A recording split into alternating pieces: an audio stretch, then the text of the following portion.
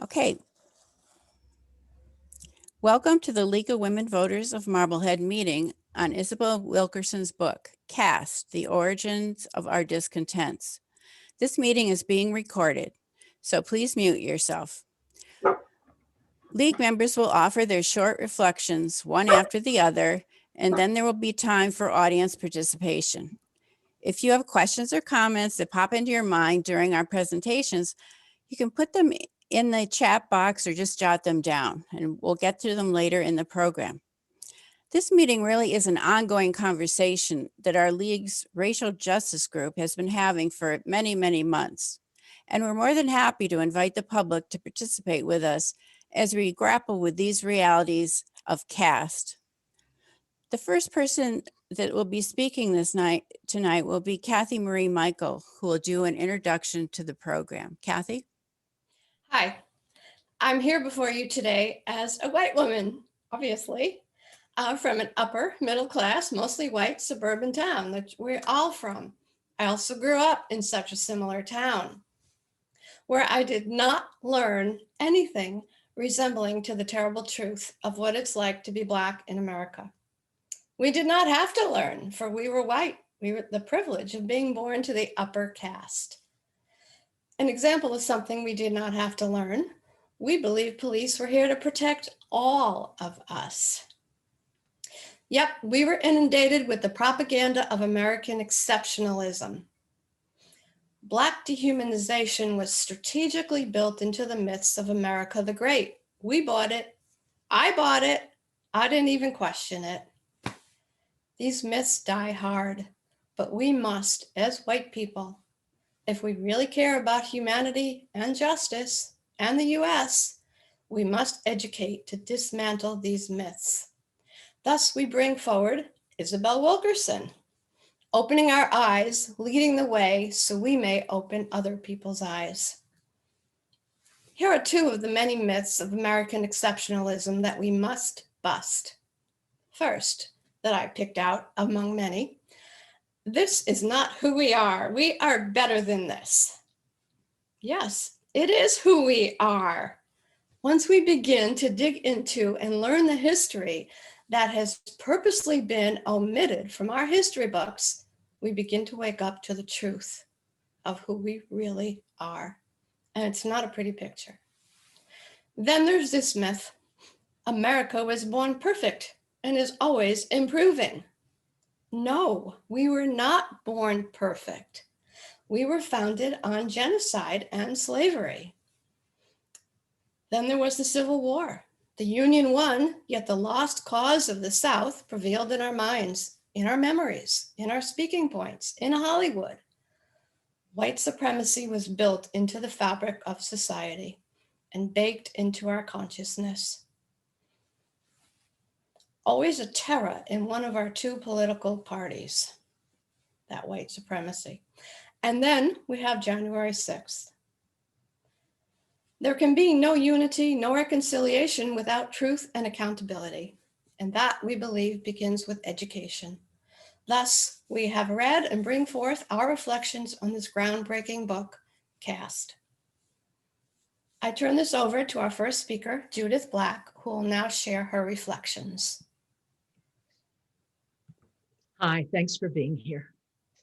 When I first picked up Caste, I had some serious hubris going.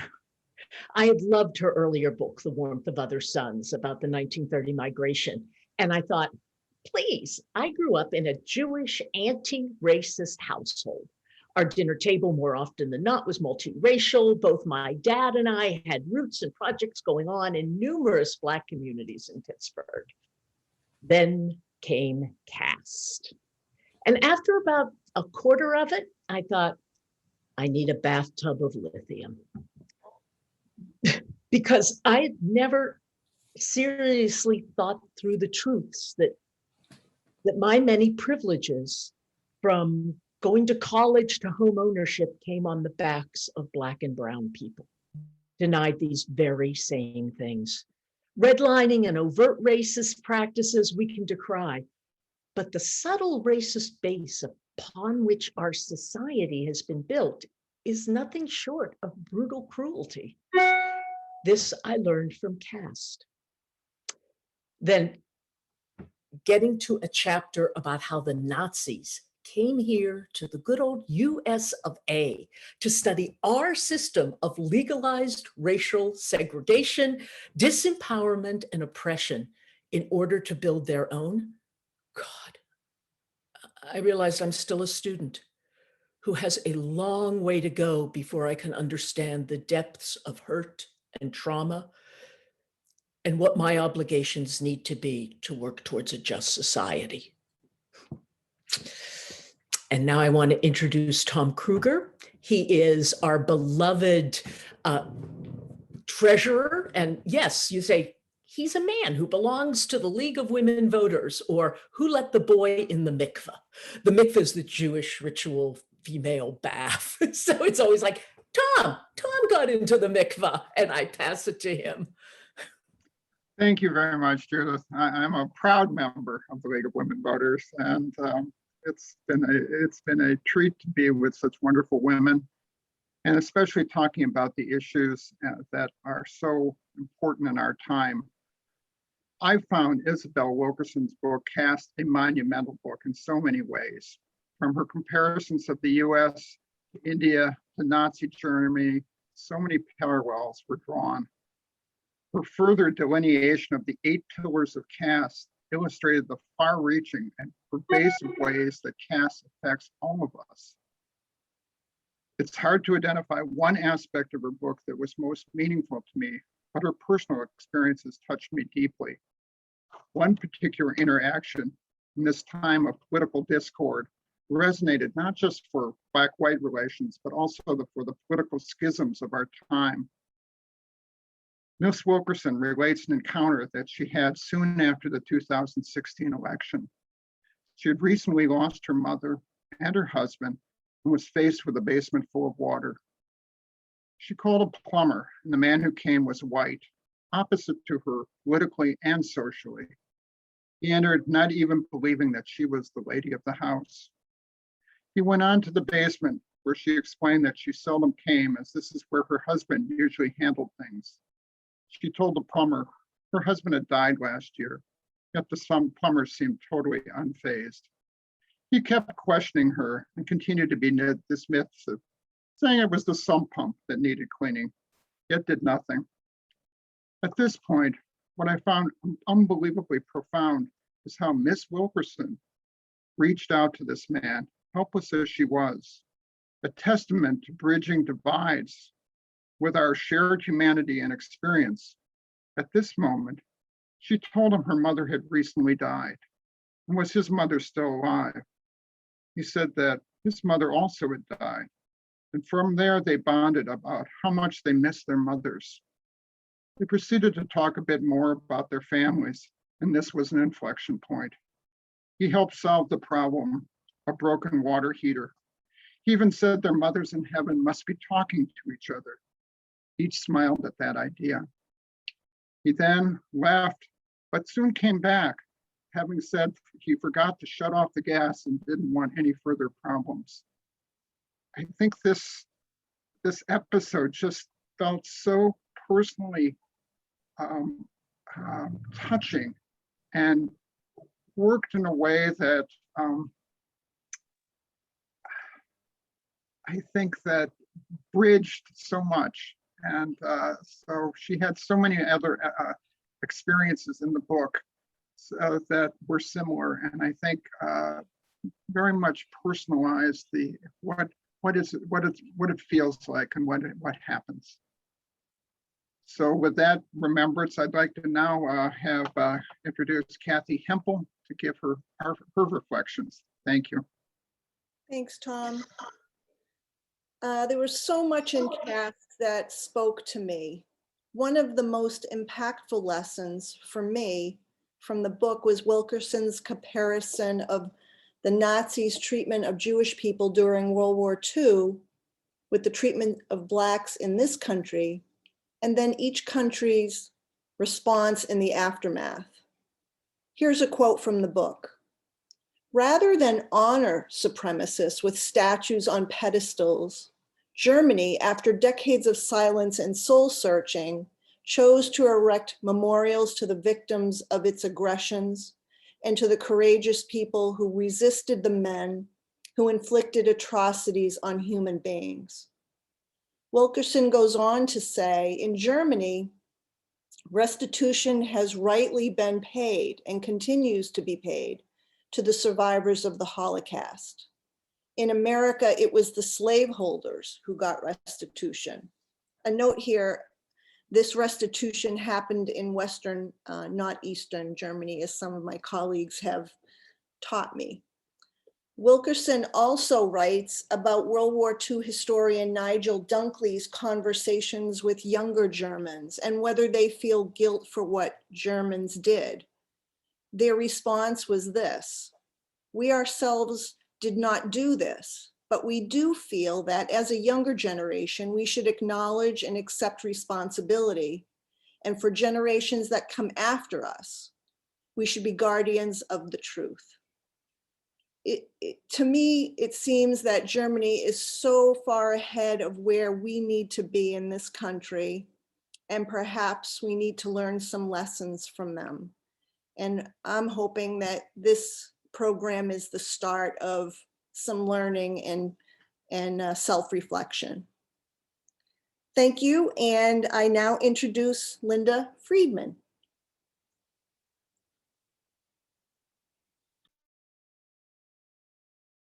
Sorry. Thank you, Kathy, and all the people that spoke before me. I am very impressed with what you all have to say. I read the book a while ago, and then I had to get it again because it just the truth just rang out. And as many of you know, I had a Southern childhood, so I have a slightly different perspective.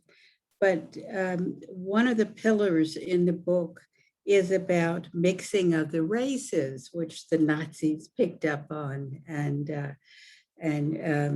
you know, to protect the integrity of the German people. But this started in America; it really did. With the pillar of miscegnation hit home. That's a definition of mixing of the races and keeping people apart.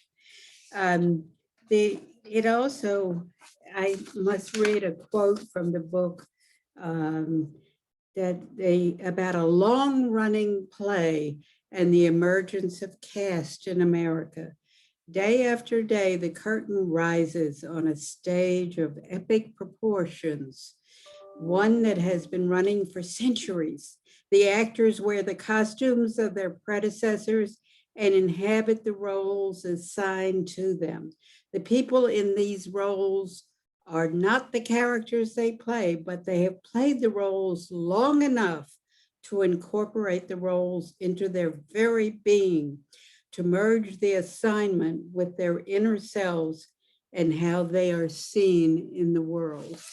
Well, this and miscegnation came home to me when I was a college student. I came home from college and I thought I'll go visit my former music teacher, who happened to be a neighbor who lived right behind our house. And so I went over there to see her, and I was met by her very unusual husband. And before she could enter the room, he proceeded to give me a lecture, actually a rant about miscegnation and how we must avoid mixing the races. I gave him no hint of that I was even involved with anybody, white or black. But this, he ranted and carried on about the danger of mixing the races. And then she came into the room and she explained to him that I was her music student, a former music student. And she was somewhat apologetic, but in the meantime, I could not stand being in the room with him. And I finally made an excuse to get out of there. I knew I couldn't argue with him because he was ranting and raving, and I just excused myself and left the room. But he was playing that role so well. He should have been on the stage. He really should have. And I could give you more examples of this, but I think we have only so much time. So I'd like to introduce Kathy Marie Michael again, and she has a few more words for us. Thank you, Linda. I'm going to continue on the Nazi thread, comparing our caste system to the Nazi caste system. This is one example that it just horrified me. There's this huge, gorgeous tree in on Main Street in the center of a southern city. And they will not refuse to cut down the tree. Refuse. Because, and I'm going to quote here, this tree has the potential of many accidents because it's on a big roadway where sometimes going this way, you can't see what's coming that way. And it has the potential of causing many accidents. But it was the local lynching tree, and it was performing its duty to perpetually and eternally remind the Black townspeople of who among them had last been hanged from its limbs and who could be next. The tree bore silent witness to Black citizens of their eternal lot. And in so doing, it whispered reassurances to the dominant caste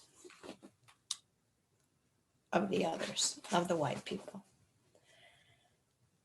And to go even worse than that, when the lynching occurred on that tree, photographers were forewarned ahead of time, and they would set up their gel printing presses and print. First, body parts would be given out and photographs would be taken of everything, and thousands of people would be there to witness. And please mute.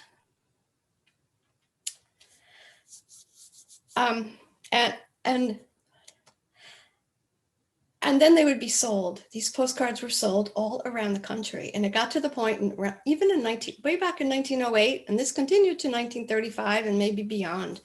There were so many postcards were going through the mail that the postmaster, the post people had to say, stop. So what they did was because they were so awful, they put them inside envelopes and continued on with that process. And that is something that the Nazis never did. They never commercialized or sold or made souvenirs. So I just wanted to note that point. And I'd like to turn you over to Kathy Leonardson now. Thanks, Kathy. Wilkerson talks about 8 pillars that hold up the whole caste system. And I want to talk about pillar number 6, which is called dehumanization and stigma. On page 141 of her book, she talks about dehumanization of the other. She writes, dehumanization is a standard component in the manufacture of an out-group against which to put an in-group, and it is a monumental task. It is a war against truth, against what the eye can see and what the heart could feel if allowed to do so on its own. Watching the trial of Derek Chauvin for murdering George Floyd, I noticed in testimony that several of the witness bystanders were compelled during the ordeal to appeal to Officer Chauvin in different ways to try to make connection with him. One Black bystander remarked to Chauvin early in the confrontation, "At the end of the day, you go home to your family and I go home to my family." And this is really important. This was a direct appeal to the police to see the Black residents assembled as people, as folks with families, with cares about daily issues, going home after a day of work, relaxing, maybe eating dinner, just like Chauvin with his family, after work, relaxing, maybe eating dinner. Another bystander late in the incident yelled out in concern, "Bro, he's human." A direct summons to Chauvin and the other police to wake up, to change their point of view of what they were doing, that this was not a subhuman creature that they had to subdue, to get rid of, to put down. No, they needed to wake up. This was another human being, a human being just like them, just like them. This relates back to the Wilkerson quote about dehumanization of the other. To dehumanize another human being is not merely to declare that someone is not human, and it does not happen by accident. It's a process, a programming. It takes energy and reinforcement to deny what is self-evident in another member of one's own species. That dehumanization is a war against the truth, against what the eye can see and what the heart could feel if allowed to do so on its own. Who can deny the power of dehumanization in this case? A single person standing in front of you, then thrown to the ground, lying on the dirty pavement, streaming tears, wincing in pain, crying out for his mother, as his heart was finally stilled, and the officers even then could not see the truth of the human being lying in the street, murdered by the lie of dehumanization. As Dietrich Bonhoeffer, a victim of the Nazis, said, "Not to call out evil is evil." The bystanders knew it for what it was, where it led. They tried to break through the pillar of dehumanization, yet they couldn't. Wilkerson again says, "It takes energy and reinforcement to deny what is self-evident in another member of one's own species, the great lie." The question that hangs out there is, whose lie is it? Why is it told? Such denial of humanity is common to both sides during a war, making killing easier. But we're not at war, are we? Or are we? So I'd like to next introduce Judy Gates. Judy. Good evening. I am not surprised that a number of us have referenced the Holocaust and all the happenings during that period. And in times like these that we are presently in, it particularly stands out. And yet it was a little surprising. Some of the information in that chapter. I certainly must say also that I found the whole book fascinating, but and we'll probably reread it many times. But I want to read just a little bit from the chapter that is about the Nazis and the acceleration of caste. The Nazis needed no outsiders to plant the seeds of hatred within them. But in the early years of the regime, when they still had a stake in the appearance of legitimacy and the hope of foreign investment, they were seeking legal prototypes for the caste system they were building. They were looking to move quickly with their plans for racial separation and purity, and knew that the United States was centuries ahead of them with its anti-miscegenation statutes and race-based immigration bans. The German press agency, Grossdeutscher Preußendienst, pardon my pronunciation, wrote, "For us Germans, it is especially important to know and see how one of the biggest states in the world with Nordic stock already has race legislation which is quite comparable to that of the German Reich." The French writer Alexis de Tocqueville toured antebellum America in the 1830s and observed that only the, quote, surface of American society is covered with a layer of democratic paint, unquote. And a little later it says, by the time that Hitler rose to power, the United States, quote, was not just a country with racism, unquote. Whitman, the Yale legal scholar, wrote, quote, it was the leading racist jurisdiction.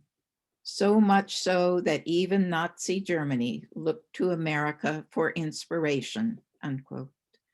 The Nazis recognized the parallels, even if many Americans did not. I'd like to pass this now to Sherry Pressman. Thank you, Judy. In Isabel Wilkerson's extraordinary book, Caste, her chapter about brown-eyed and blue-eyed children was one of the many that caught my interest. In the late 1960s, the farm town of Riceville, Iowa was populated by children of immigrants from Germany, Scotland, Ireland, and Scandinavia, whose skin color was essentially the same. After Dr. Martin Luther King's assassination in 1968, Jane Elliott, a third grade teacher in Riceville, decided she needed to do something out of the ordinary to teach her dominant caste students how it felt to be judged on an arbitrary physical trait, the color of eyes.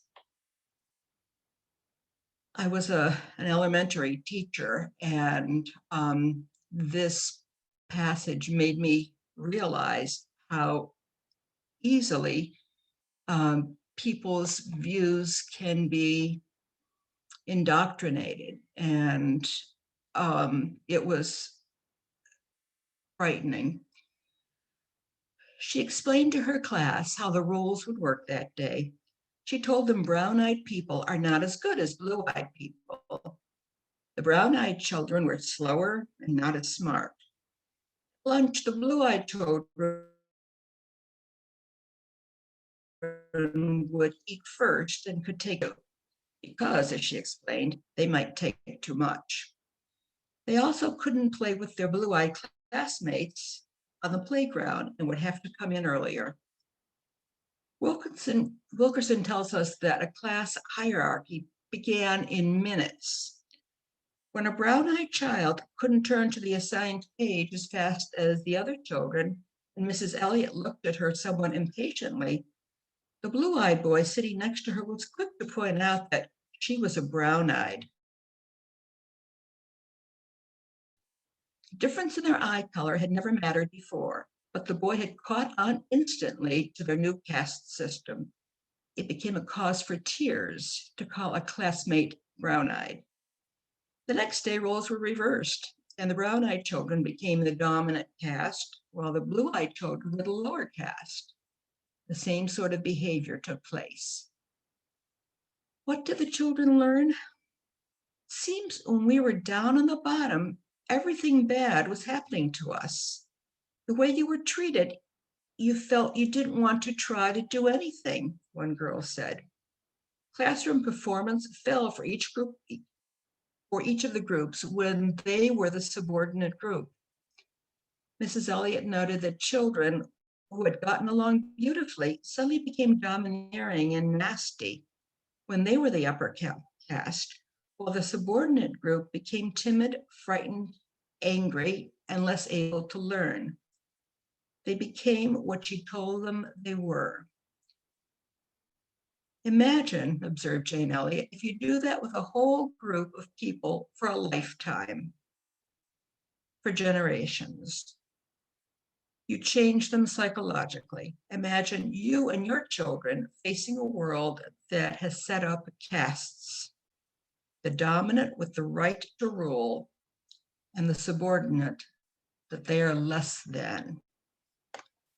Like most of us have said, this book changed my life. It changed my outlook. I don't think I will ever look at the United States or look at what Black people have gone through the same way as I did before. And as Judith said, I was brought up in a home that didn't, where I wasn't taught this, but Isabel Wilkerson has taught me. I'd like to turn the program over now to Catherine Redmond. Thank you, Sherry. At the heart of the Wilkerson book is what she calls the origins of our discontents. That is, the 8 pillars upholding a value system that enabled the creation of a caste hierarchy. She says it doesn't matter if these pillars or beliefs are true, as long as people embrace them and use them to create order in their lives and to justify or hide cruelties.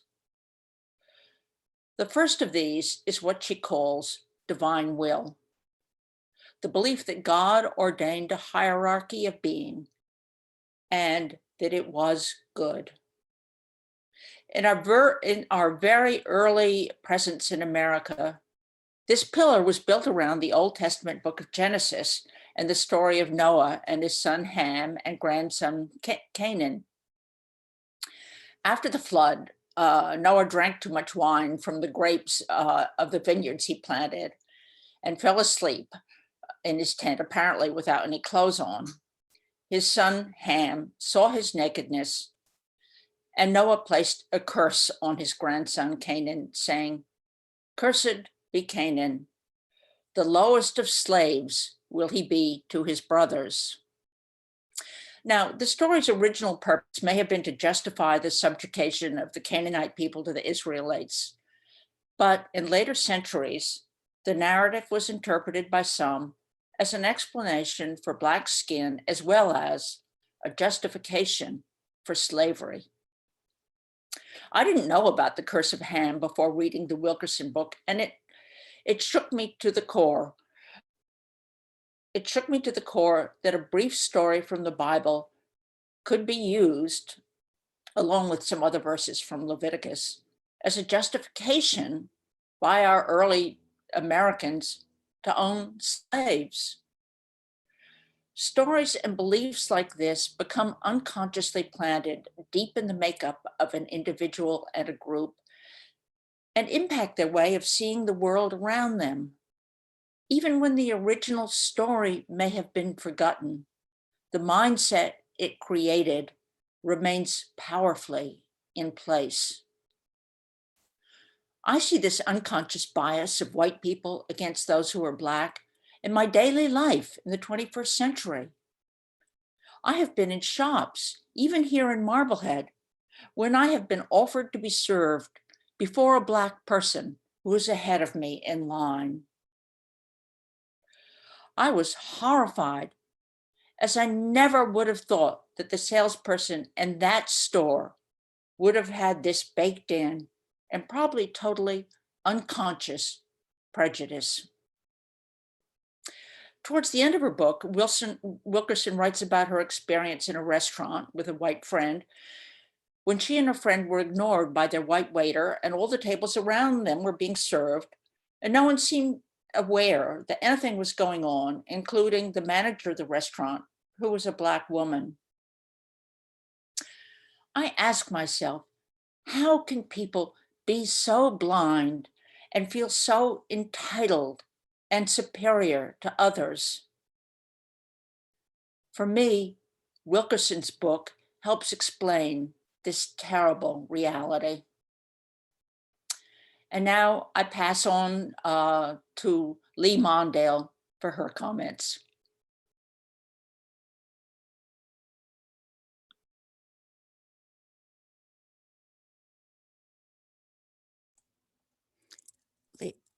Lee, can you unmute, please? Sorry about that.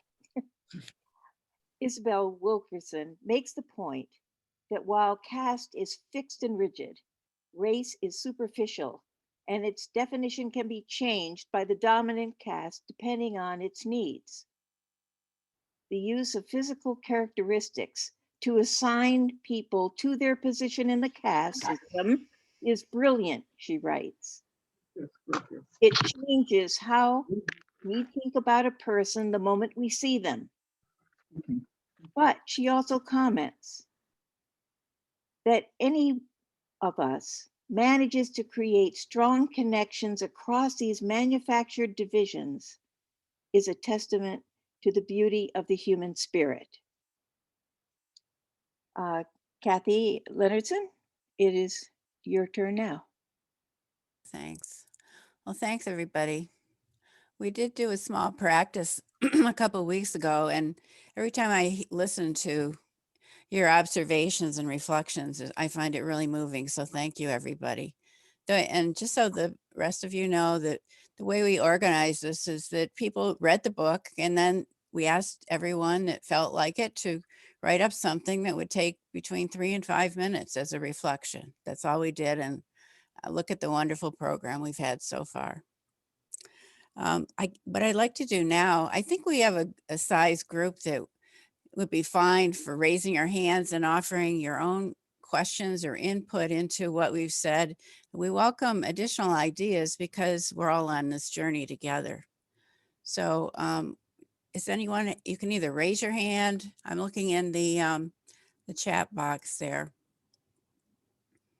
I do see just a comment. I'll read a couple things. Joanne Silva, you said that she thought that Nazis did in fact make souvenirs from the skin and bones of Jews who were killed in the concentration camp. I remember that.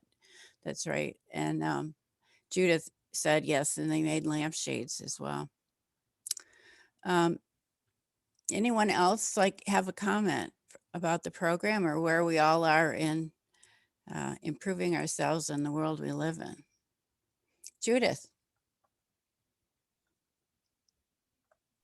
So this is just a question because so much of this has to do with economics and opportunity.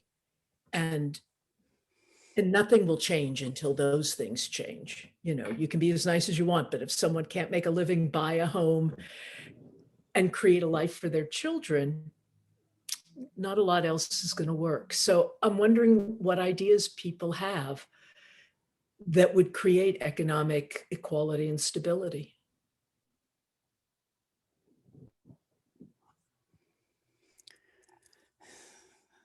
Well, I will just throw out a couple ideas. You could certainly, change the zoning laws in a community that tend to restrict the types of houses and the density of homes. And also, one of my ideas was to maybe go to the banks and ask, how do your, lending practices, are you encouraging or allowing or inhibiting newcomers to our community that don't look like the rest of us? So those are just a couple of ideas, Judith. I don't have a formal answer to that, but maybe others do. Actually, I see Joanne Silva. Joanne, did you have an answer to that, Joanne Silva? Or you're still muted though. Can you unmute?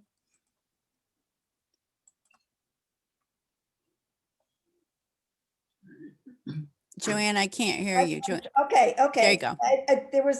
There was something on the screen. I apologize that it took so long.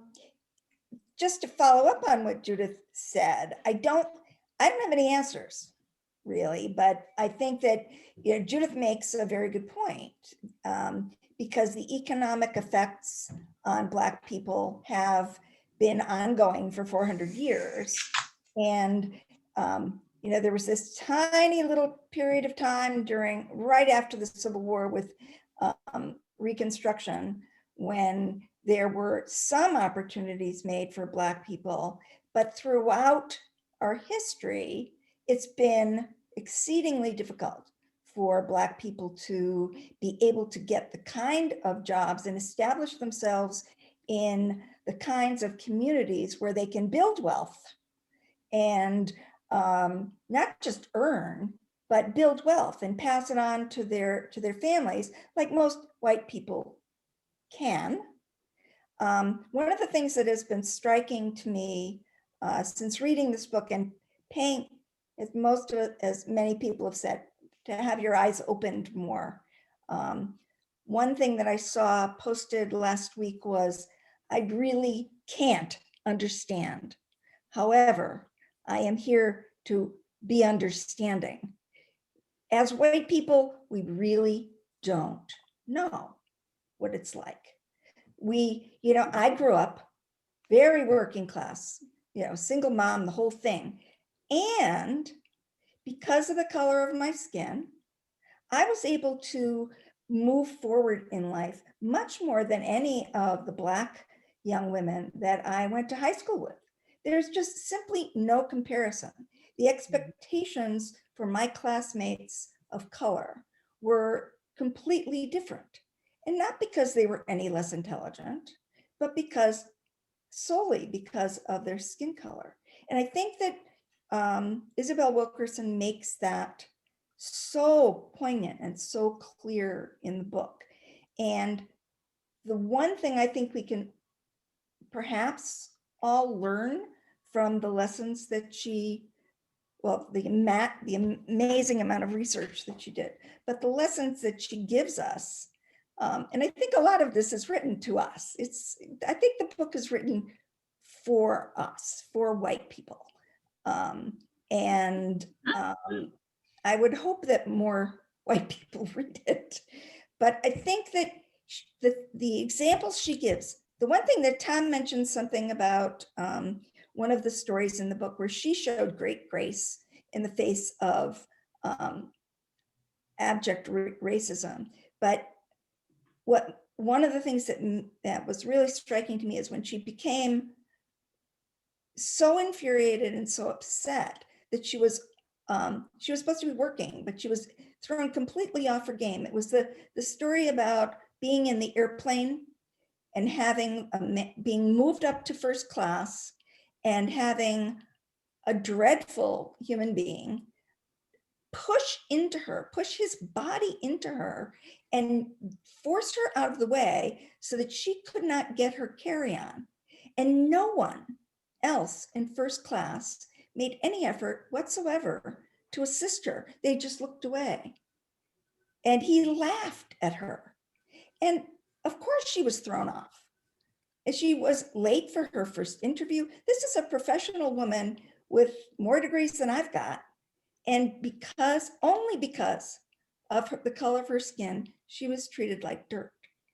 These are the things I think we have to be aware of on a daily basis. These are things we don't face, but Black people do every single day. Thanks, Joanne. Kathy Hempel. Yeah, I did I don't have a solution, but I've heard of solutions to the question that Judith raised, and it relates to student loan debt. Most people in this country acquire their wealth through their homes. And because of redlining policies and other things, the level of wealth from that in the African-American community is significantly less. And there are proposals out there to cancel student loan debt. I've seen conversations on both sides. Well, I did it. I worked hard and I went to a school that I could afford, but canceling student loan debt would significantly help the level of debt and allow for some restitution in the African-American community. So I'm supportive of that. And that would be, even though I paid for my college, I worked all through college, I paid for my entire college education. I'm for cancellation of student loan debt. Thanks, Kathy. That's interesting. I hadn't heard that. Tom. Building on that whole theme and solutions, I'd like to bring, because I think it's almost a companion piece, a book written by Richard Rothstein called The Color of Law. This is a book in which he basically delineates how the segregation, and the lack of opportunities Blacks have faced have been created at all levels of government, from the federal government to the local governments, from the state governments. As some have mentioned, redlining, but all sorts of other things. And he has an interesting chapter in here it's called Considering the Fixes. And many of them have to do with things such as housing, because as many have mentioned, that this is where most Americans have actually attained wealth, is through the investment they've been able to make in their housing.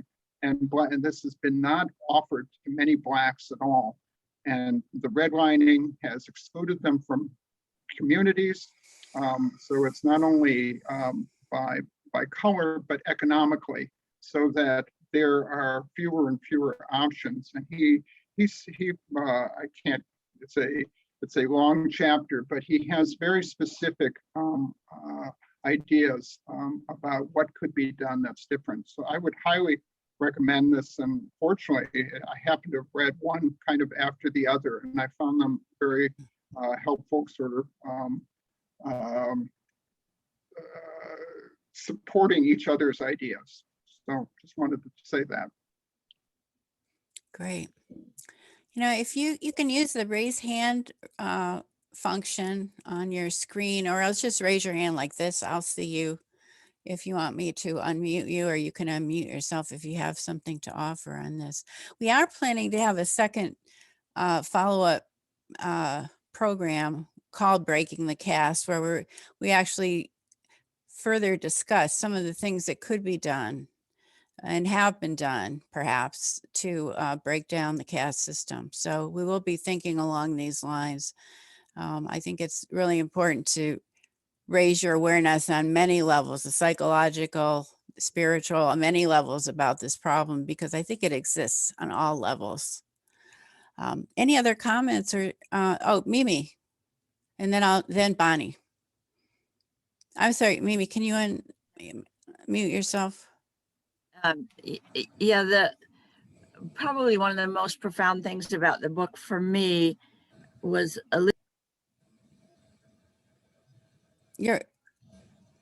Mimi, you're muted again. Can you unmute? I don't know what happened. You're still muted. Can you start again? No? There. Okay, let me go to, okay, Bonnie, go ahead, and maybe Mimi can figure out what's going on.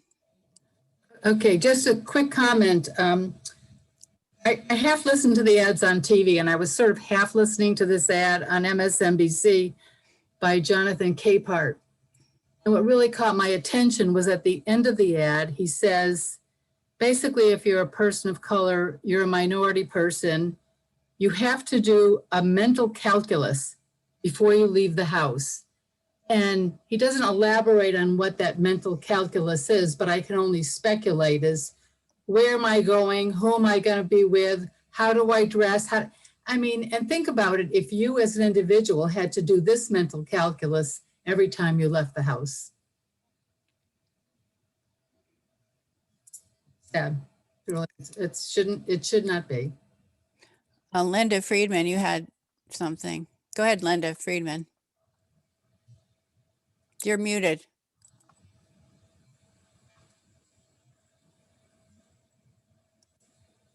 I apologize.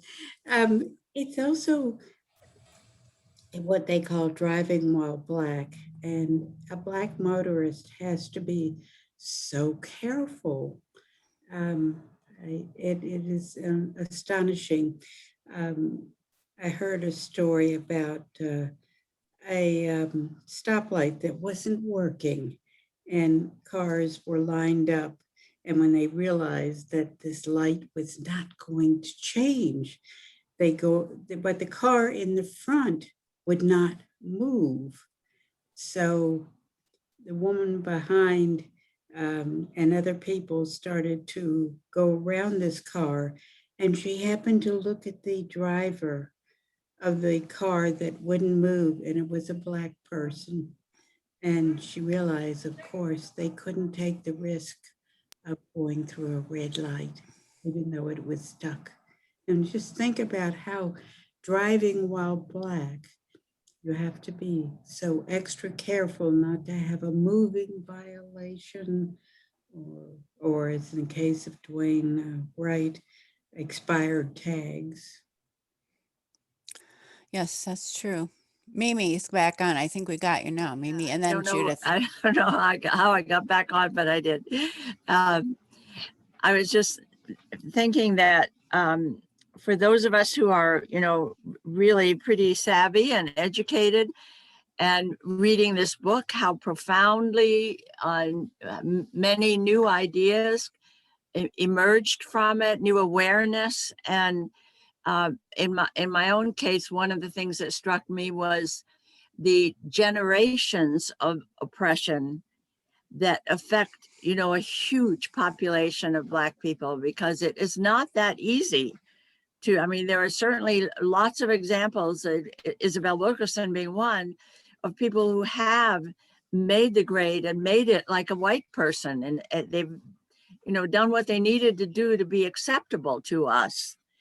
And there's the whole population for whom that's just not possible. And how we begin to impact that is partly it's always asking our Black friends, how do you handle this? Or what do you suggest? Or instead of assuming that we know what's best and right and good. So yeah, that was a big part that struck me, but surely everybody needs to read Caste, because there is such an awareness that comes out of those of us who think we are woke on this, you know? Mhm. Yeah. You know, two people have their hands up that have already made a comment. I want to see if anyone else that hasn't said something yet would like to share something, and then I'll come back to those that still have their hand up. Anybody else? Yes. Can you introduce yourself if you don't mind? And here you go. Yes, my name is Jean Guastaferi. Thank you very much. I want to thank Kathy Michael for inviting me today to this group. It's been a wonderful discussion. I've really enjoyed it, and I've particularly enjoyed all the individual insights into the book. One of the most significant themes of this book for me was distinguishing between racism and caste. And I think that Wilkerson does a really good job of doing that. She says that racism is the skin and caste is the bones. And I think that when we think about racism, many of us tend to sort of recoil from that word because it implies evil intent or bad feeling or bad animus or acting out of evil animus. And so many of us feel that we are not racist because we don't act out of that type of animus. But caste implies something so much more structural and deep that doesn't necessarily focus on intent. It's a structure that is so ingrained in society and so ingrained in us that we don't think about it. And Catherine, you spoke about that when you talked about it's baked in and it's unconscious bias. I spent 30 years working at the Commission Against Discrimination and heard a lot of folks say, I'm not racist. I didn't intend to do these horrible things that the plaintiff is accusing me of doing. But this, and they didn't have evil intent, but I think they often acted out of ingrained bias that they didn't even recognize themselves. So I think what's brilliant about this book is it's teaching us to think about race in a very different way, and not from the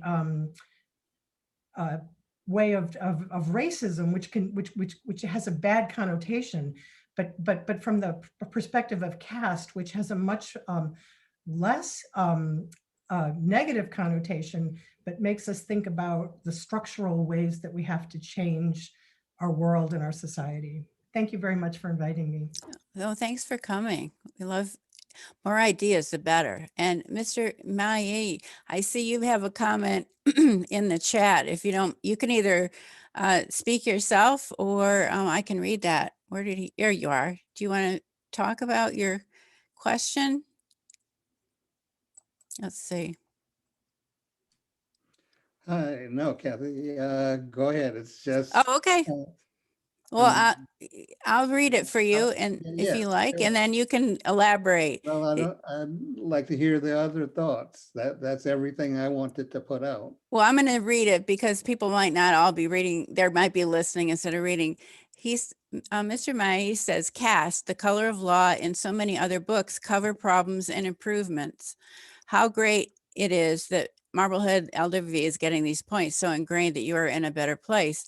But if you have friends in other parts of the country who do not accept the evidence in caste and the color of law, How does one seek to engage those friends and acquaintances? People I know say they just don't bring it up because the friendship will end. What are some ways you could proceed? I think that's a great question. So maybe Sherry, go ahead. Well, I have a friend who's not in the another part of the country at all. She's won't say too much, I guess, because I don't, but she lives right here. And she's been a friend for probably 30 years. And we were talking about the election in 2016, and she was a Trump supporter. And one of her points, I'm not quite sure how many people she didn't like, but one of the people she didn't like Hillary Clinton, and she didn't like Michelle Obama. And she particularly used the quote that was taken out of context. If you read Michelle Obama's book, it was a 40-minute speech, and they took this teeny little soundbite, and this is the first time that she'd been proud of her country. And that wasn't what she really was saying in her 40-minute speech at all. But my friend took this out of context and had been, everywhere on social media and everywhere. And first of all, I own the book, and I decided to print a full text of that. And then I also said to her, well, if you think about, and it struck me because I never, as a white woman, I never would have, and somebody who doesn't think of herself as a racist, certainly, or as not even as a racist, but even as perceiving all of the differences and all of the injustices. I mean, about slavery, and about, we know about that, but we don't. But I said to her, picture yourself as the mother of 2 children, and that you could tell your children that the house they were living in was built by slaves. And I thought to myself, it's a profound, it's simple, but it's profound. There they were with their father as president, but they had to remember that this house, that this beautiful home that they lived in, was built by slaves. So I said to her too, our ancestors, we're only second generation Americans, came here by choice, under duress. I mean, if our ancestors had loved where they were so much, they would have stayed. But her husband's family left Austria in 1938. They just got out. And my grandparents came, to find a better life, but not by force and not in chains. Whereas most Black people can trace their history to their ancestors being brought over against their will in chains, and we've, I think, made a lot of improvements since then, but we have an awfully long way to go. And I mean, you have to be careful of words that you use that are inflammatory, and you have to keep your voice low, and you have to listen to try to figure out where somebody else is coming from. But you don't have to go to another part of the country, Louis, to find somebody who feels that way. And I never ever would have suspected that was there. Interesting. Other ideas or responses to that? It's a great question. Kathy Hempel. I guess where I think as adults, we're either going to buy into this, or maybe like Sherry's friend is not going to buy into it. And I think people are pretty dug in. I see hope in young people, and I know we have some educators here, but I would love to have, some formalized programs, and even, starting locally and spreading out, but programs about the history. Like, we didn't learn this in our history lessons. And I have such great hope in the young people. And I they're more open-minded, and if they were aware of what we're aware of, 60 years later, would the world be a different place? And I just wonder if we have to just start with the young people. That's what I think. Lee, what do you think? Okay. She has to, Lee, you have to unmute yourself. I don't. Oops, sorry about that. Along those lines, I'd been thinking that in the science classes in our education system, when they start talking about biology and so on, that it would be a really good place to address racism as not being, to address that it's not based in science. We're all the same, basically, genetically and so on. It might be a way to sort of bring it in early on and give it some scientific background. Great. Let's see what Melissa has to say as a teacher. I think that they're really, I should be Oh, now you're muted. unmute. There you go. I think there are real changes now in how we teach history. When I went to school, Rosa Parks was a poor seamstress who got on the bus and just didn't want to move. Now we teach that Rosa Parks was an activist. She was a member of the NAACP. She had been involved with other protests in the past. We teach about Tulsa. We teach about Malcolm X, Ballot or Bullet. We teach the letter from the Birmingham jail. We teach way more now than probably many of us got when we were in high school and when we were looking at history books. So when you look at those young people who are marching now, I think many of them are getting a different education and a broader education than we did. My textbooks didn't include any of this. It was just superficially covered. But now we really talk about it. We really have discussions about it. Sherry's example of blue eyes and brown eyes. That was always an integral part of the Facing History and Ourselves curriculum, which we used in the high school. So many of those things are now addressed, not completely, of course, and probably depending on the teacher and depending on the comfort level that the teacher has with the subject matter. Some students probably get a broader education than others. But even textbooks, even education is changing. And I do see that. That's very helpful and hopeful. So Judy Gates, what do you have to share? Just two quick thoughts. One, Lou mentions about how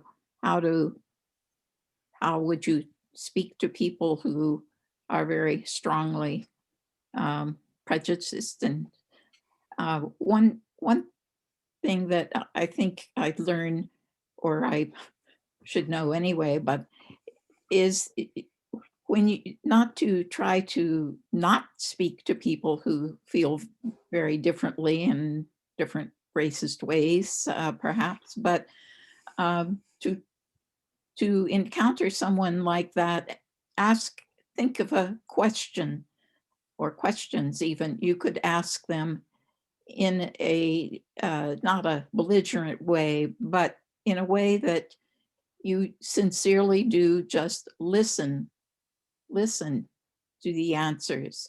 And it doesn't have to be something where then you try and convince them, but maybe with someone, and maybe it's a relative who feels very differently, but if you think of just a question, tell me a little bit about why you think that way, and listen to what they have to say. And then, as I say, you don't have to prolong it necessarily, but you might just say, well, I appreciate your being frank with me, thanks, and go on to something else. But afterwards, you might think about, well, what is the issue with that individual? Is there a possibility that we might talk again, and I might share a couple of thoughts again without the thought of trying to convince them, but try to open a dialogue that might be a little more ongoing. The other thing I just want to mention, and it's something that came to me a couple of weeks ago, as I'm involved with the Marblehead Racial Justice Team and the housing issues. And while I think Marblehead would love to be, or many people here, I'm not going to say all, would love to be more, have the town be more inclusive and enable people of varying financial backgrounds to be able to rent or buy in the community more easily. And one thought came to me, and something I've read, is that consider getting rid of single family zoning.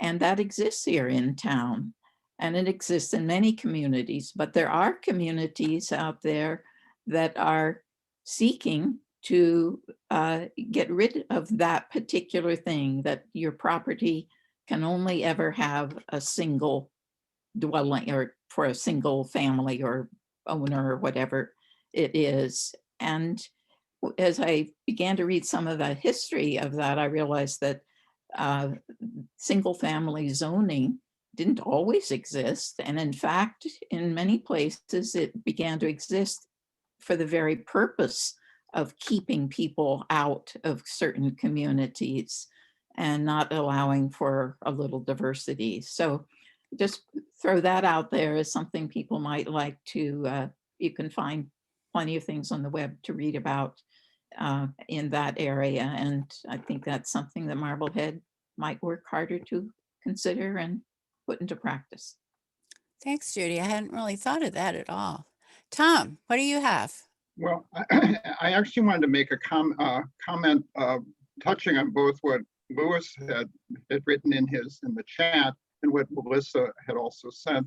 We talk about what may be happening in our part of the country, but then as you were talking, Melissa, in particular, I'm thinking about the textbooks, say in Texas, that may be written in a totally different way and giving a totally different message. And I don't know whether you know what actually they say there, but it is, when we talk about educating the next generation, so much of it depends on things such as not only teachers, but the textbooks that are there, and that I'm not sure what one says about that, but that it could unless those continue to be changed, you know, that things may still be sort of very ingrained. So it was just a thought that I had from that, but particularly when I think about other parts of the country, we're here, but then there are other parts of the country. So I'd be interested in what other people have to say. Linda Friedman. You touched on something that is near and dear to my heart, and that is the way that history is being taught or has been taught in the past. And we did have a very sad system where Reconstruction was so badly taught that everybody thought it was a disaster, and it wasn't. As a matter of fact, Reconstruction gave the South public education, because the newly freed men and women from slavery, one of their goals was to learn to read and write, and they wanted education. And so freedmen's schools were set up in the southern states. And then whites who had no access to public education began to demand the education. Hence the, while it was segregated, public education did come to the South as a result of Reconstruction. And I think I have a more personal example. my grandchildren go to school in Beverly, and one of them was in a history class in high school. And my daughter complained to me that there was no textbook.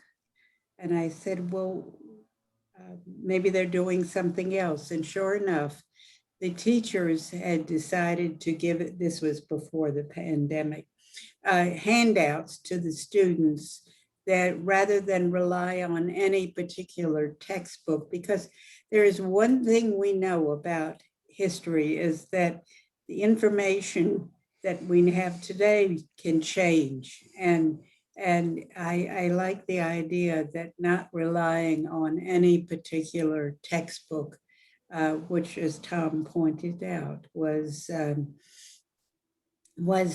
skewed to the state that it was in. You can imagine the difference between. It's not that noticeable, but there were differences in the textbooks for Texas and for California. So I think we can start with teaching history better. You know, Melissa had her hand up before, but then her screen is dark. Melissa, are you still there? Do you want to make a comment since she's a teacher? Maybe she's not available. Then I'm going to go to Joanne, who I sort of got out of the queue here, went to make sure we had some other people contribute. Joanne Silva, are you still here? I am. Oh, good. Can we hear what are you thinking? Well, I took my hand down because there were other people who were speaking. I really don't have a whole lot to add other than I think what's happening, I personally, since some of us are speaking personally, this book is very profound in my life, in my husband's life, in our family's life. Our son married a woman who's Black, Latinx. Her African heritage goes back to Benin. And so therefore our grandchildren also are Black. We adore them, of course, but it changes the way you look at the world. It did for me, at any rate. I can't imagine it not having that effect on a person whose view of the world is changed by the people who become your loved ones. I was raised, I know more and more, especially after reading a book like this and other books, that I was raised a racist. I was raised by a racist mother, a racist family, racist stepfathers. And I was really frightened. My mother was still alive when our son met Patty and brought her around, and she's a hugger. So she hugged everybody. She didn't know whether they were racist or not. I did, and so I worried about it. But she just happens to be a person who is so incredibly warm that they just couldn't refuse the hug, I guess. But it changes the way you look at that talk, the talk that people have to give, that same, when someone mentioned worrying about and having to think about everything about the way your appearance is when you leave the house. I see that when we go down to visit. I see, our kids are parenting their 17 and 16-year-old niece and nephew. And when our granddaughter got her license and started driving, they got a dashboard cam. I've never felt the need for a dashboard cam. I see why they did. I see why it's not just a good idea, but a critically important and necessary idea. And it bothers me no end that this is something that's necessary. And that's the kind of thing that this kind of book, I hope, opens our eyes to. That I'm reiterating this. We don't know. We can read, but we can't experience that. The closest I'm ever going to come to experiencing that is watching what happens in that family in the home in Connecticut. But I think it's incumbent on all of us to at least try to crawl into the skin, the experience of people that we unfortunately have really not tried to know. We've not tried to know what their experience is on a minute by minute basis. And that, I think, is the lesson of books like this and the book How to Be Anti-Racist and everything that there's a woman named Allie Henry who is a very, very, very angry young Black woman who I think is important to listen to. She makes me very uncomfortable when I read her work, but it's very, very important to read the angry reactions of young Black people to the way they're treated in the world. So I'm done. Thanks, Joanne. That was really important to hear that. You know, I think that we've had some great discussion. I've learned a lot from all of you.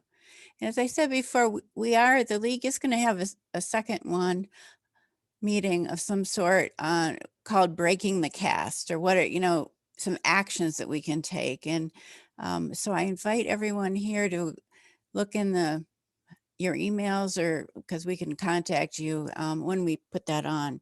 So I'm going to put on the screen at the end here some resources that a series of books that you might want to explore for further exploration of racial justice. And if you want to be included in our next racial justice meeting, you could just put your name in the chat, or you can email us at lwvmarblehead@gmail.com. So I really do thank everybody. Let me see if I can do a screen share. And I hope you enjoyed as much as I did. Thank you very much, everybody.